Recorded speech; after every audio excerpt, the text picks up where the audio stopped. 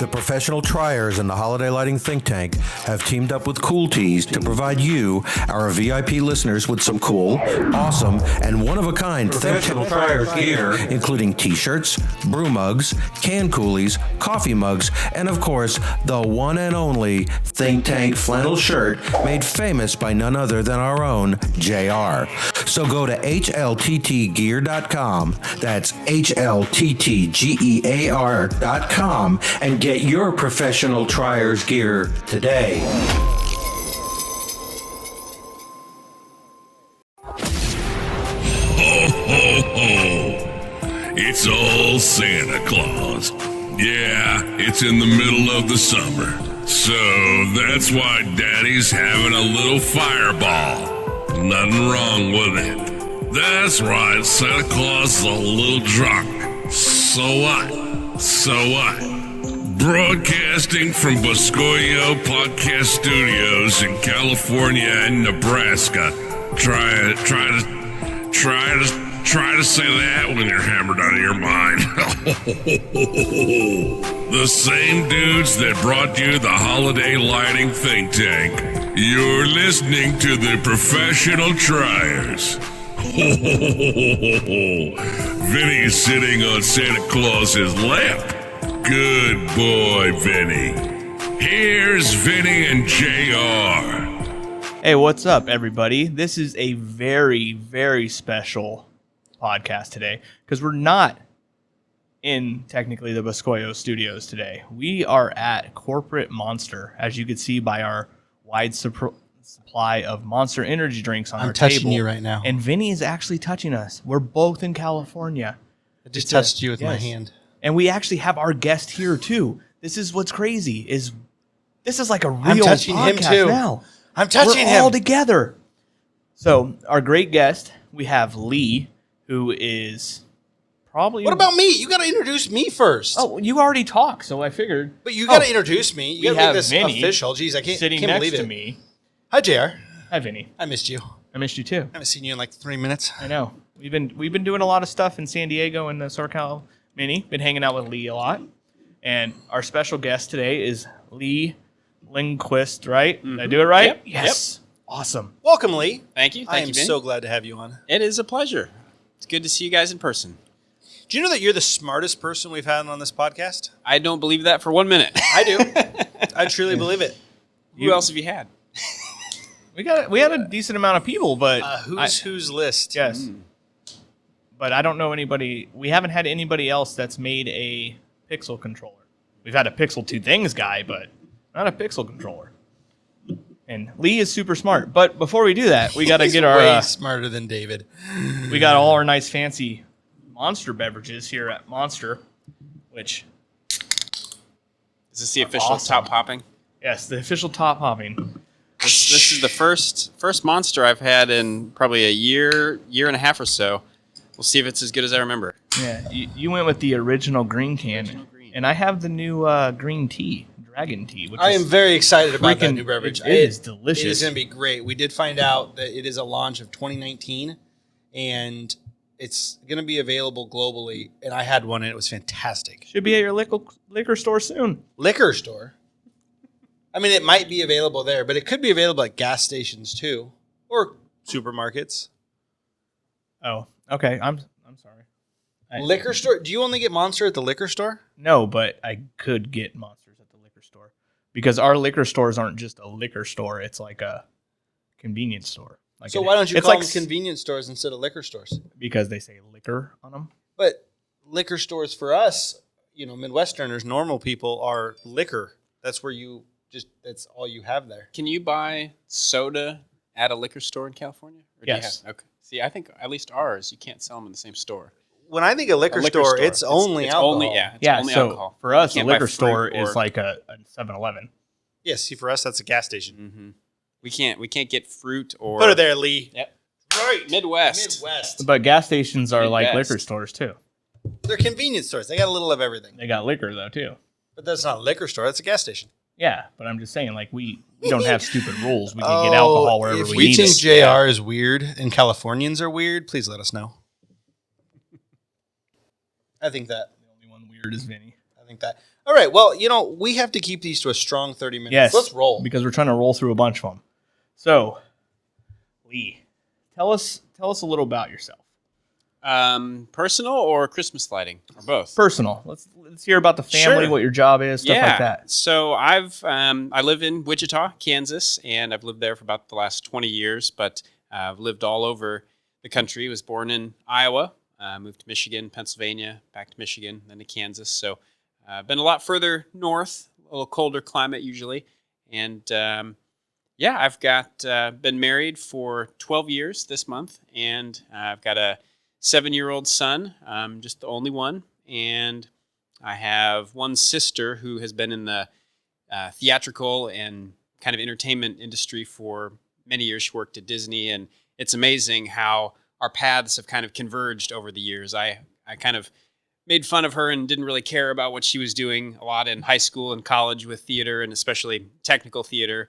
And then just in the last 5 or 6 years or so, we've really started talking a lot more about Christmas lights and theatrical stuff, because as our displays get more complicated and more technically advanced, a lot of those realms end up crossing paths. And so I find myself calling her and asking, hey, what does this piece of equipment do, or how can I get this effect? And it's been pretty cool. And she worked at Disney for several years, and so I went out there and got to see some of the behind the scenes and some of the technical side of how they make the magic. And I've been doing Christmas lights since I was 4 or 5 years old with my parents, and my grandparents have a farm out in Iowa, and my grandfather got me introduced to wireframes at the age of probably 6 or 7 years old. He bought some pre-made wireframes, and we would put the C7s with electrical tape on them and wrap them with garland, and it was all, for the most part, static displays. We had some real simple lighting controllers that were like a motor and a wheel that would spin around and just do a sequential animation. There was no programming, no digital logic. It was all just blinking something in a sequence, and he still puts on that display to this day. And I would say my grandparents are probably the biggest inspiration to me continuing to build a display, because they were always very interested in encouraging and doing that. And I've been doing an animated display at my house since 2007, when I bought my first house and started with Lightorama. Had 3 controllers, so 48 AC channels, and just really enjoyed it ever since. Been doing pixels since about 2012, I believe, 12 or 13, and started that on a commercial display, and that display has just grown tremendously. And I work there kind of seasonally now, so I work on a display at Botanica, Wichita Gardens, downtown Wichita, and still do some other smaller displays, help some other friends out with some of their projects. And our walkthrough display, we had about 80,000 people go through it last year, so it's a good size display. It's a big fundraiser for the gardens. They're continuously expanding and growing, and just overall interested in technology. My full-time jobs revolve around technology and kind of production, so I do.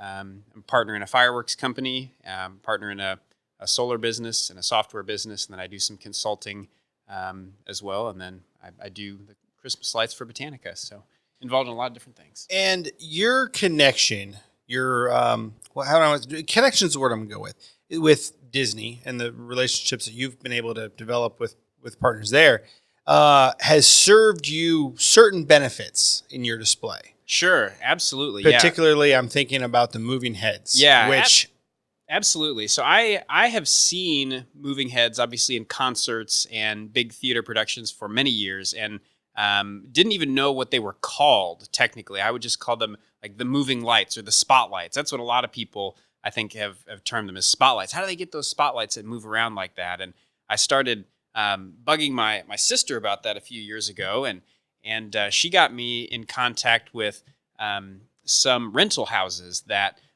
would buy this stuff and rent it out for concerts and other traveling shows. And they are constantly changing over their equipment. Every couple of years, as new things come out, all of the lighting designers and all of the artists demand the latest and greatest, the best stuff. So they are going through their inventory every 18 to 24 months. And I got in touch with one of these guys and said, hey, listen, I'm looking for some some moving heads, and he sent me a huge spreadsheet of all of their equipment that they were getting ready to get rid of. So yeah, you can find great deals on used equipment if you just get in touch with the right people. And I got some very high end commercial moving head lighting fixtures for really 10 cents on the dollar in comparison to new. And they're 2 years old. They've been well taken care of, and they're name brand stuff. So I've had experience with at least in the moving head front, some of the knockoffs, some of the Chinese stuff. And I say knockoffs not in necessarily a bad term, but they're clones of some of the Clay Packies and some of the Martin equipment. And they're okay. They work just fine. I've had good experience with them. But in comparison to a name brand like a Clay Packy, there really is no comparison. And if I could get a name brand fixture used for the same price or even a little bit cheaper than a brand new Chinese fixture, I've just had such great luck with them. And I would recommend, if you are interested in some theatrical lighting equipment, whether it's moving heads or any other DMX fixture or special effect, fog machines, hazers, anything like that, reach out to a rental house, a theatrical rental company, and just find a local or even a national connection and see what kind of used equipment they've got, because there's some great deals to be had if you just make a few phone calls and make some contacts. I truly believe that you are the smartest person in this hobby in terms of the moving head side, specifically about that. So you're the only person that I can think of that can answer this question. Is the Batman signal really ever possible? So could it be done? The Batman signal, the way you see it in television and in the movies, potentially you could potentially do a bat signal. The problem with the look would most likely be seeing the beam in the air. So to get something that's strong enough to make a nice shape up in a cloud, you'd have to have a really specific weather pattern. Probably you'd have to have a really low cloud ceiling that was very uniform. And if you've got something like that, you probably have enough moisture in the air that the beam itself around the image would be so bright. I don't know as if you'd see the image up in the sky. So I will tell you, though, we did have at our Botanical Gardens show last year, we had some interesting weather where there were real low cloud ceilings, like 2,000 to 3,000 feet. And you can see the beam, the spot that it makes, clear as day in the cloud. Not just the visible beam, but the spot actually up on the cloud ceiling. I didn't try it with a gobo, so the shapes that you can make and shaping the beam into any kind of picture, those are typically called gobos. I didn't try that with a gobo, but my guess is if I had a simple shape like a bat signal and you had a low cloud ceiling, I bet you could do the bat signal. So I can make you the Matos M from my Matos Designs. Probably, but I don't know. Do you have the weather though? Do you have the cloud cover? No, I don't. That's the problem. It would be very, very weather dependent. When you're talking, shooting up 30 or 40,000 feet to a upper atmospheric clouds, that's not going to happen. But if you've got something in the 1,000 to 2,000 foot range, you could, I would say, very likely. I'd give it a 80 to 90% probability of being able to do that. But that's something you could do if I have a new life goal. you move. If you had your head go from the ground up, it could show it on the ground, but then it still would it would still look like a beam in the air, though, right? No, I think if you had a cloud ceiling, a low cloud ceiling, I think you could see the shape in the sky. So you'd have to have a day where there's really low cloud cover, so nice clear air below, but a strong cloud ceiling at like 1,000 to 2,000 feet, and I think you would definitely see the shape, not just the beam. I think you'd see the shape. But you would still see the beam, even if you couldn't see right. the shape in the air, you could still see the definitely. beam, and then when it shines to the ground, you could see the shape.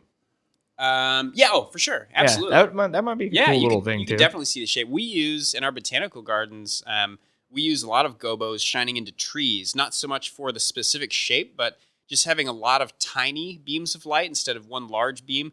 And then just rotating it very slowly through the trees, it makes kind of a cool snowfall effect. So there's a lot of that's one of the things that when I talk to people about moving heads is a lot of people want that beams in the sky look, which is awesome. That's a great application for a moving head, but their real power and where they're used the most in a theatrical standpoint is shining onto surfaces, not shining up into the sky, but to make patterns either on the crowd, like in a bowl or a stadium environment, or onto a surface like a stage backdrop or somewhere else out in the audience. So I think that's a lot of a lot of times overlooked when people come to me and they say, oh, I want to do the beams in the sky look, and they've heard that I've done some moving head stuff. And I say, well, that's great. You can do that, but you're missing out on a lot of the versatility and power of your fixture if that's all you're ever going to use it for. So, mounting them up high to where you have the option of shining them down onto the ground or shining them out into the crowd, in addition to shining them up into the sky, is great. Personally, I have an issue. I shouldn't say an issue, but I have a little bit of hesitation of putting them on the ground because you lose a lot of that capability. If they're on the ground, really the only place you can go is up. You can't point down into that big flat area that you've got. So we go back and forth with that on my own display and other displays that I help out with of where best to put them, because there's caveats everywhere. You put them on the ground, they're easier to maintain. In the case where like ours, we don't have covers for them. I've got too many and they're too expensive. I haven't covered them up yet.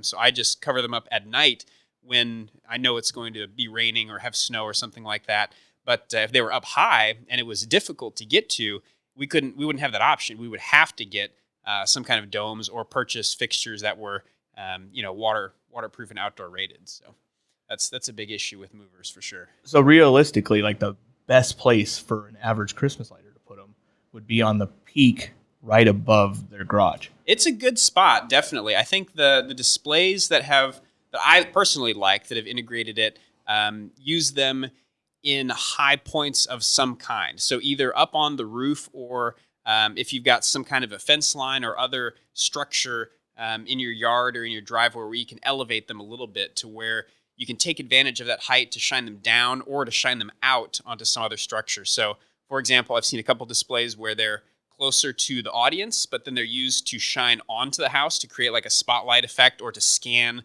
the ground or to even what I've done in some other displays, not Christmas displays, but I do a 4th of July display as well with pyrotechnics and lasers. We mount them up high and then we use them for blinders. So, instead of just a tight beam, we put a frost effect on it and a real wide aperture, real wide focus. And it's like a strobe. So we can flash them very quickly and it's not super intense. It's not going to burn your retinas, but it's like a good, good blinder audience effect, very, very much like a rock concert or something high energy. So, cool. Keeping it up high, I think gives you more versatility for sure. Now, you're also involved in the controller side of this hobby a little bit too. Yep. Please, and I don't even want to ask a specific question about it because I'm not going to do it justice. I'm just going to open it up. What can you tell us about the controllers you make and what system you're going through? Yeah, so I'm working with a couple of other folks on designing controllers and a software system that makes it easier for people to just jump in and get started with something in the lighting hobby. So this is not a plug, but since you asked, it's Easy Lights is the system.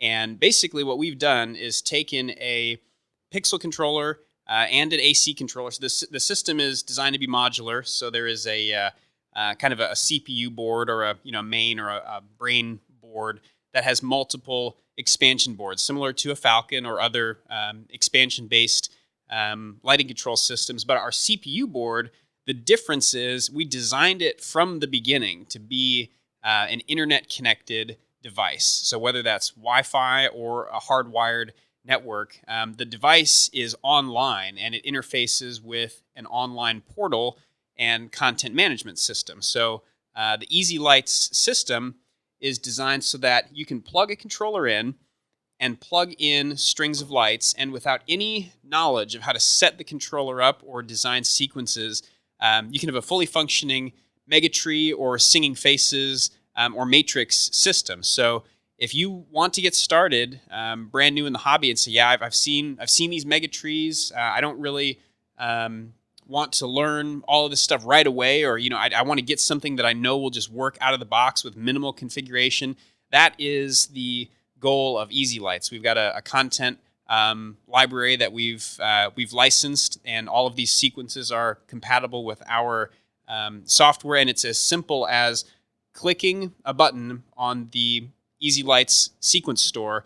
The sequence is automatically downloaded to your controller through the web, And on that same dashboard is where you can build your playlists and your schedules and your content, do any of your testing without ever opening any other piece of software. You can do the whole thing through a web browser on your phone, on your computer, on your tablet, without any software whatsoever. And the cool thing about it is it's not locked into any of that system. So our controllers are full E131, ArtNet, DDP compatible. So they work with X-Lights, they work with FPP, it works with everything else that's out there right now. But we add this additional layer of ease of use for people that might not be comfortable with the software. They might not want to learn it all right away.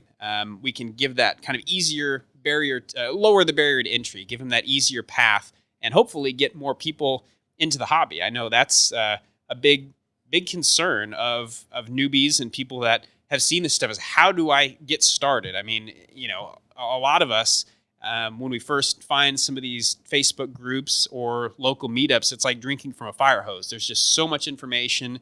There's so many different ways to go, and it turns a lot of people off. I mean, I've met folks even in my own little local area that they come to Botanica and they see the display, and I've seen them for 3 or 4 years, and they're like, "Oh, how did you do that? How did you do that?" And I show them, the software. I show them some of the groups, and then they come back the next year.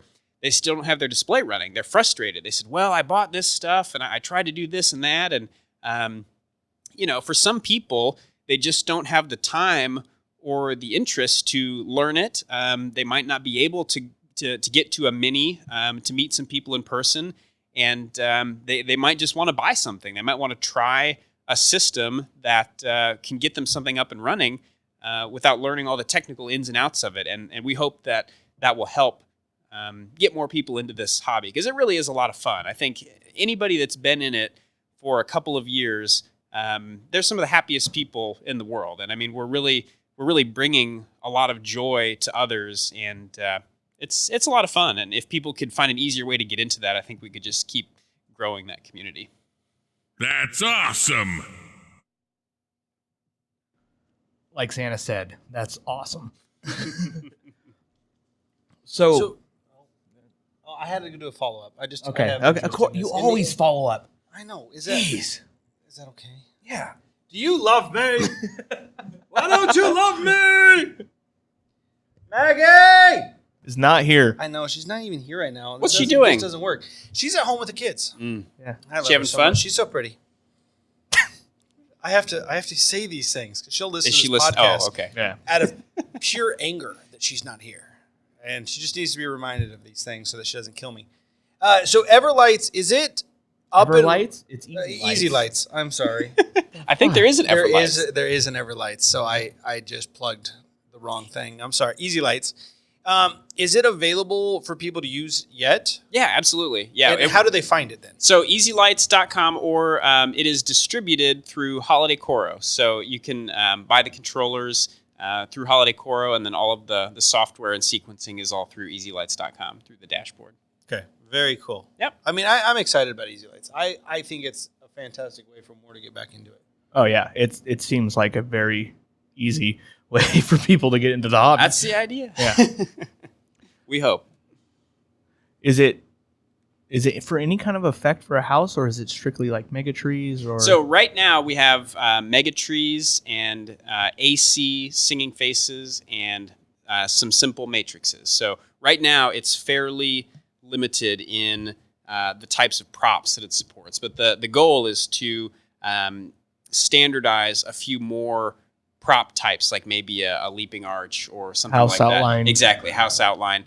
Because that's part of the difficulty in this whole thing is striking a balance between canned, out of the box, push a button and it works, and full customization. So ideally, when somebody wants to get to that more custom level, they will have a little bit better understanding of how it all works, and they can start looking into X-Lights or Lightorama or anything like that.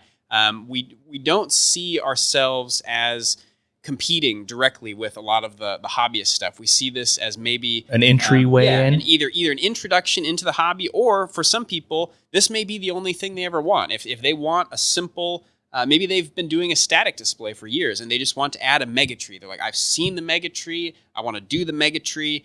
how can I put up a mega tree without even thinking about it? Yeah, That's you kind just of the goal. Want something there that's like Yep. your static display. Yep. And we hope, in the future to use the technology of the internet automatic distribution of sequences to maybe partner with local installers or contractors to where people that want to put up a display but don't necessarily want to do it themselves, they could have a local, landscaper or contractor would be the ones that would put it up, and they could help be the intermediary, kind of like any of the sequencing groups that will help you do sequencing now. They might be able to develop a custom sequence for you, do the work, upload it to your controller, and they'll have access to that, that interface to push that sequence to your display all online. Again, you don't have to download any software or mail any SD cards or anything like that. It would all be automatically delivered.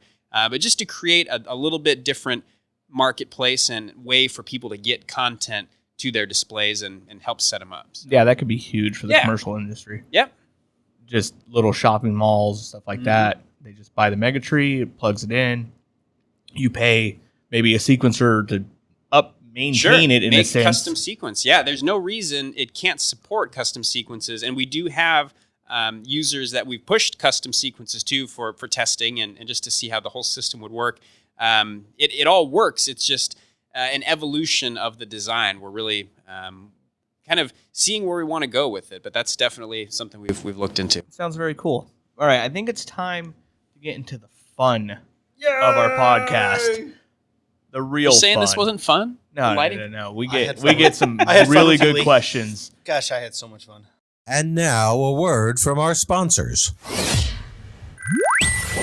The Pixel Pro Display Sequence Club is the only club that pays for itself. Here are just some of the benefits of becoming a member.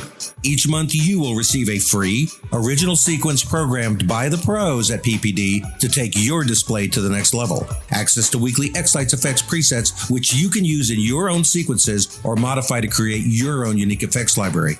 Access to the PPD affiliate discount program, getting up to 15% off or more from over a dozen of our PPD partners. So visit us on the web today at pixelprodisplays.com and also find us on Facebook at Pixel Pro University. Pixel Pro Displays. What can Pixel Pro Displays do for you? JR's got a dirty mind. Vinny is just an idiot. But somehow, this is still journalism? Let's now do some rapid-fire questions. The best part of the show, the rapid fire questions. So I have to go with my go-to question. What color is your toothbrush? It is clear and blue. Clear and blue. I don't have my in this computer. It's I'm not in my normal office, so I don't have my list of rapid fire questions. So I got to do this just off memory and whatever comes to mind. I'm gonna go with: is a hot dog a sandwich? Ooh. Is it a sandwich? Sandwich. A hot dog. Well, a hot dog, that's a good question. Because a hot dog could just be the meat part. I mean, when you buy hot dogs at the store, it's just the meat. But if you buy a hot dog at a vendor, it could have meat and all kinds of other stuff. So I would say, yes, a hot dog is a sandwich. Yes. Is a cereal a soup? Why or why not? A cereal a soup. So I would say no for the sole reason of I don't like cold soup, and I would never eat a hot cereal. So I typically would say soup. You don't eat oatmeal? My oatmeal is lukewarm. So I do not. It is the weirdest thing. I do not boil water for oatmeal. I use hot-ish water out of the tap. I love oatmeal, Hot-ish. but my oatmeal. Do not watch me eat oatmeal. It is. You're not weird on this. I'm the same. Oatmeal is like I'm the a same soup. on this. Yeah, my oatmeal is like a soup because it has way too much water in it and it is not hot. Never mind, we're not the same. No. Okay, if you were a ghost, who or where would you haunt? Oh man. I would real haunted houses. I would definitely hang out in real haunted houses and people that were either working there or after hours or before hours, I would make people question their belief in reality. Absolutely. All right, since you That's know the so best much answer. about Disney, would Lightning McQueen get car insurance or life insurance? Ooh. Well, everything is car themed, so I think Lightning McQueen would get car insurance. Yeah, they don't eat food. They eat they eat oil. They sip oil cans, and they don't go to the doctor. They go to the mechanics. So I think they get car insurance. Good answer. Are you done? Do you want some more? I take some more. Okay, I gotta steal some of yours because I just don't have my list. Yeah, no, I it's like fine. my list. It's fine. And Steal some of without my mine. list. Okay. I worked really hard on this list. I hope you like them. How many did you steal from the internet? I did. I actually. This is not. This is me and my coworker coming up with random facts. That's typically how my mind works. Yeah. Okay, if a number 2 pencil is the most common, Mm. why is it not the number 1 pencil? Ooh. That is a good question.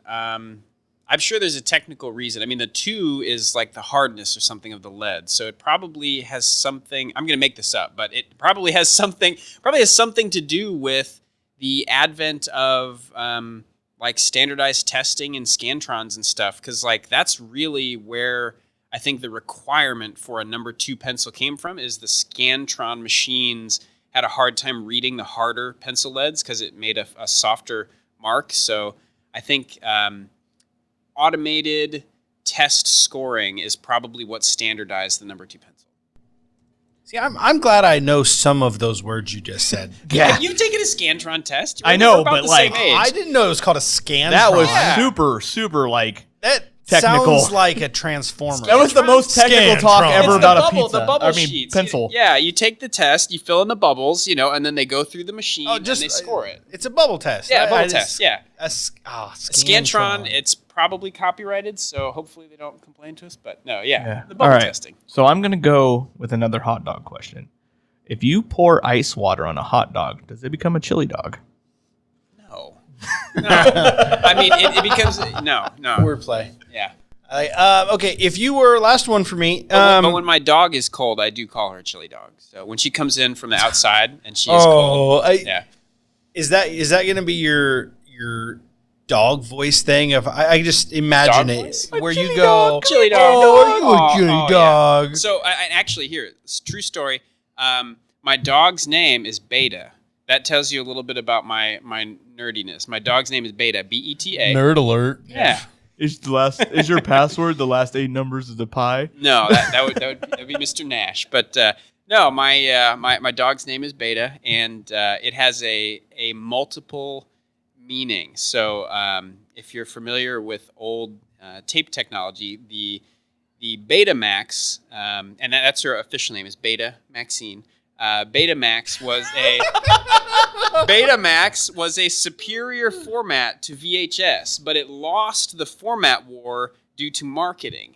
My dog is a mixed breed mutt that we got from the Humane Society, and mixed breeds are arguably healthier and just better for the dog population to adopt from a Humane Society versus buying from a breeder. So I like telling that story because I support rescuing animals and not breeding them and not buying a quote unquote purebred just because you want something to look a certain way. So I like to think that my dog, although she didn't win the marketing war as far as being the most popular thing, I like to think that she's a little bit superior genetically, maybe. So I'm Beta Maxine. Bob Barker here. Please get your animals spayed and neutered. Yes, for sure. Okay, so my last one. If you are a mega monster, what city are you rampaging through? Oh man, That's awkward. We're at the Mega Mini right now. yeah. Ooh, if you are a monster. No, I'm sorry. We're not at a Mega Mini. That's We're at the Florida. Monster We're at Mini. the Monster Mini. Yeah. You got me Oh, confused with Mega Monster. Mega monster. We're at the Monster Mini. So, I would probably just go somewhere where there aren't a lot of people and a lot of buildings, because I would like to see what I could do if I were a monster, like how much destruction could I cause. But I don't know if I'd really want to actually hurt anybody. So maybe go to like the Bikini Islands or someplace where there's some nuclear testing and just go ravage a place that's already been ravaged. It's funny how he says he doesn't want to hurt anybody, but he does conveniently choose to go to the Bikini Islands. I think he wants to go to the Bikini Islands. He's just smart about his excuse why he wants to go there. Well, just do you even know what that is? A Bikini Island? That's where they did the nuclear testing. That's where they did nuclear testing. It's But nobody that lives there. I want to assume There's nobody in that's- bikinis there. There's nobody in bikinis there? No. Not anymore. Yeah. Son of a... No. Yeah. All right. Nice try. I'd want to see like how much, power I had and what I could do, but I don't think I'd want to like actually hurt people. Yeah. I can't believe that you really thought that was like a bikini island. I kind of assumed like, island, bikini. That was horrible. All right. That was I'm a still a nice smart try. person. That was a nice try, Santa. Santa said you're a nice try. All right. That is our time for today, but I have one last thing to ask Lee because he looks like he's 12. Do you mind telling us your age? 35. No way. 35 in June. Yep. Wow. You look like you're 25.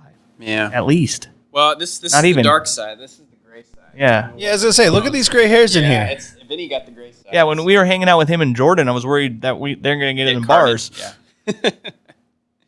We go bar hopping with them. And they're like, I'm sorry, sirs, you can't bring your children with you. Yeah. All right, Lee. Thank you so much for being on our thank you podcast and guys. taking the time from the mini to come hang out in this conference room It's at great. Monster. Now get on out of here. Good seeing you. Take it easy. Thank you, Lee. Thank you. Ho, ho, ho. Thank you for listening. Subscribe to get on the nice list. Make sure you join the Holiday Lighting Think Tank on Facebook. Ho, ho, ho, ho.